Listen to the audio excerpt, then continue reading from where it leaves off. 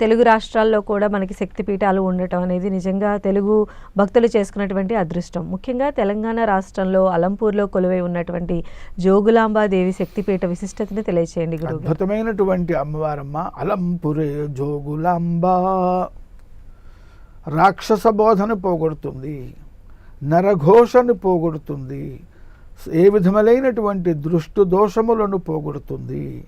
భూతప్రేత పిశాచములు పట్టినటువంటి వాళ్ళకి, పిచ్చి ఎక్కినటువంటి వాళ్ళకి, భూతములు ఆవేశించినటువంటి వాళ్ళకి కలిగేటువంటి అన్ని బాధలను కూడా ఆ అమ్మవారు పోగొడుతుంది.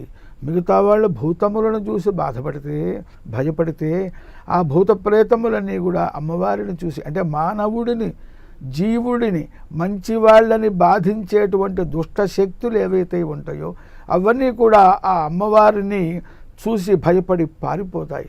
అమ్మవారి యొక్క బయటికి కనిపించేటువంటి తన భక్తులని అనుగ్రహించటము కోసము శాంతి స్వరూపిణి అయినటువంటి, శాంతి సౌఖ్య స్వరూపిణి అయినటువంటి అమ్మవారు కూడా ఆయా సందర్భములలో భయంకరమైనటువంటి రూపాలని ధరించింది.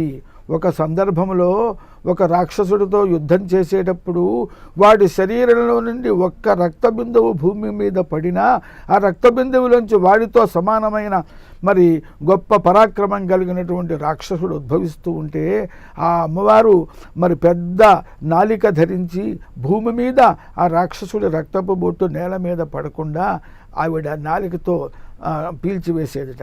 ఆ విధంగా అంటే అవసరమైతే ఎంత స్థాయికైనా కూడా తన భక్తుల్ని రక్షించటం కోసం అమ్మవారు అంత స్థాయికి వెళుతుంది.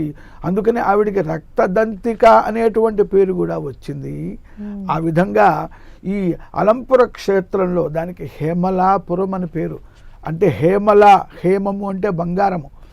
ఈ హిరణ్యవర్ణం శ్రీ సూక్తము వేదమంత్రములు అమ్మవారిని బంగారు వర్ణంతో ప్రకాశిస్తున్నటువంటి తల్లిగా, అక్కడ మనం బంగారు వర్ణంతో ప్రకాశిస్తున్నటువంటి తల్లిగా వేదములు అమ్మవారిని స్తోత్రం చేస్తున్నాయి. హిరణ్యవర్ణాం హరిణీం సువర్ణ రజతస్రజాం అని స్తోత్రం చేస్తున్నాయి.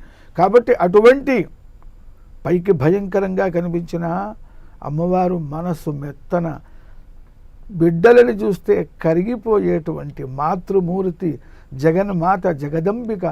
అటువంటి ఆ యొక్క మరి జోగులాంబ, జోగుల అంబ, జోగి, యోగి, యోగియే జోగి.